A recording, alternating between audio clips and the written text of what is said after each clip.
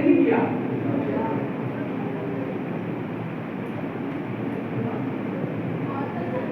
अकबर ने इस समाप्त करते हेतु किसकी स्थापना की? अकबर ने समाप्त करते हेतु किसकी स्थापना की? तो दीन इलाही की स्थापना की। ये कहने का मतलब है कि कोई भी प्रकरण टॉपिक जब शुरू करते हैं तो ये समझना पड़ेगा कि बच्चों से कहीं न कहीं उनके कुल ज्ञान को भी हम जान लें और कुल ज्ञान और अभी जो नए ज्ञान देने जा रहे हैं उनके संबंध में कोई गैप नहीं रह जाए। तो फिर क्या होगा कि वो अध्याय और वो शिक्षण अधिगम प्रणाली प्रक्रिया अच्छी नहीं होगी, देश के प्रभावशाली नहीं होगी। तो ऐसी स्थिति में कहीं न कहीं सवाल का जवाब करना, बच्चों के बीच में शेयर करना, कि आप कहीं न कहीं अपने टॉपिक को डिक्लेयर कर सकते हैं कि बच्चों आज मैं दीन इलाही जो अकबर द्वारा चलाए गए जो धर्म था उसको मैं कर रहा हूँ। अरे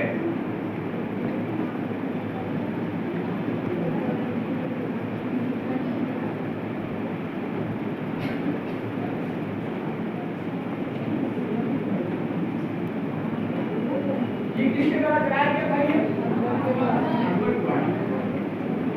देखिए अब इसमें क्या है कि जो मैक्रो टीचिंग है आप जानते हैं कि 6 मिनट का है, 7 मिनट का है। इससे क्वेश्चन आंसर कर करके आपने ओवरव्यू दिया गया और लेने के बाद कुछ एक्सप्लेन किया है। या क्या किया कि अभी का जो टॉपिक है एक्सप्लेनेशन स्किल। अब इस एक्सप्लेनेशन स्किल कई ऐसे कंपोनेंट हैं जो उस कंपोनेंट को घटक को आप सभी लोगों को यूज करना है, बनाना है। जब आप लेसन काम करने लगेंगे माइक्रोटिचिंग का तो उस स्किल को आपको यूज करना है। और व्याख्या क्या है? एक्सप्लेनेशन। व्याख्या से तात्पर्य एक ऐसा शिक्षण अधिगम और सूक्ष्म शिक्षण की एक प्रक्रिया है जो व्याख्या करते समय किसी भी पाठ का किसी भी वाक्य का कठिन शब्दों में अगर जो व्यक्त किया जा रहा है या लिखा हुआ है तो उसको सरल शब्दों में बच्चों के बीच में ज्ञान की प्राप्ति कराना। असल व्याख्या तभी प्रभावशाली होगा जब आप बच्चों को सरल वाक्य में, इसी लैंग्वेज में और यहाँ तक कि मदर टंग या जो एक रीजनल लैंग्वेज उन चीजों में व्याख्या करते हुए किसी भी प्रकरण को समझाया जाता है तो वो प्रभावशाली होता है, वो होता है और बच्चों को समझ में आता है।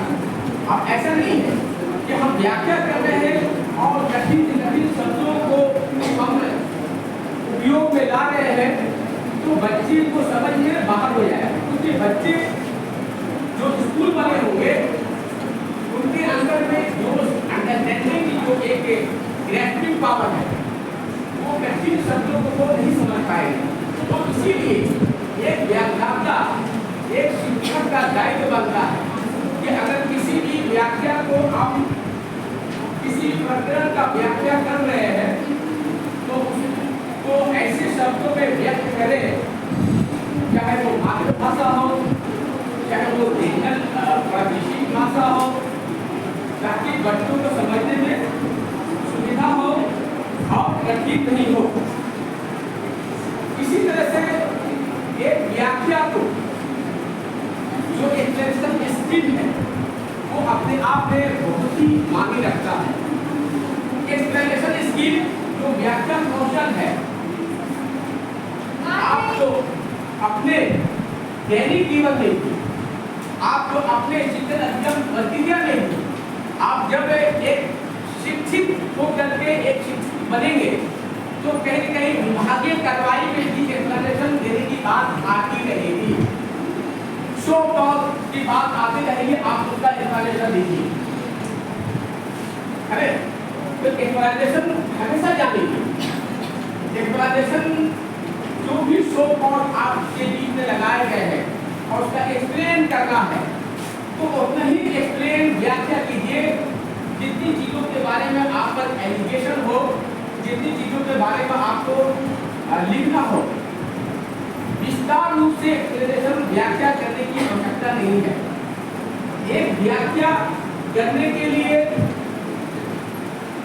जो उपयुक्त कौशल है, उपयुक्त शब्द है, उसका ही इस्तेमाल करना चाहिए, जिससे कि आपके प्रॉब्लम एक्सप्लेनेशन से आपका सोल्व हो जाए।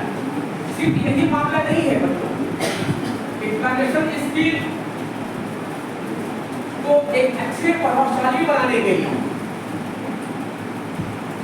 आप पहले किसी भी चीज को, किसी भी प्रकरण को अगर एक्सप्लेन करना है, व्याख्या का वर्णन करना है, तो पहले आप प्लान कर लीजिए कि किन चीजों का प्रकरण मुझे एक्सप्लेन करना है, व्याख्या करना है।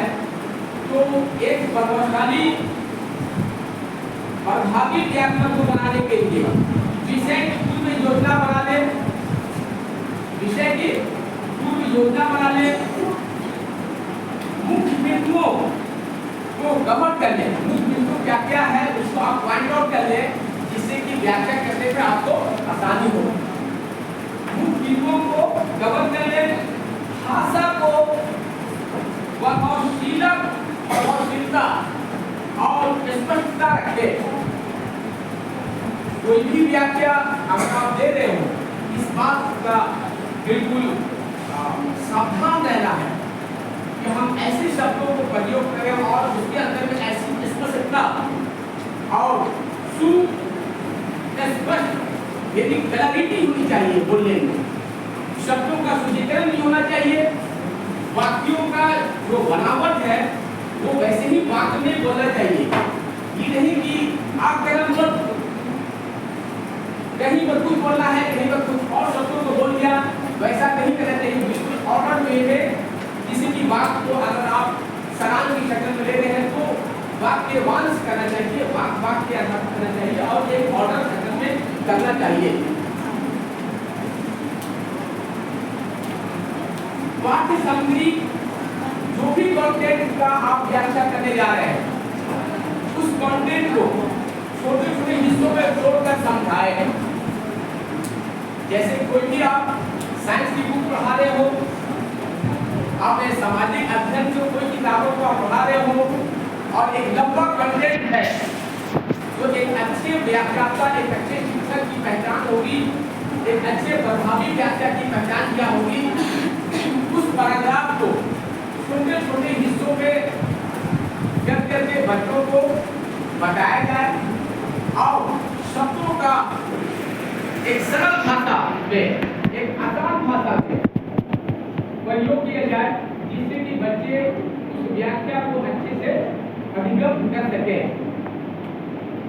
तभी आपकी प्रभावी व्याख्या को माना जाएगा।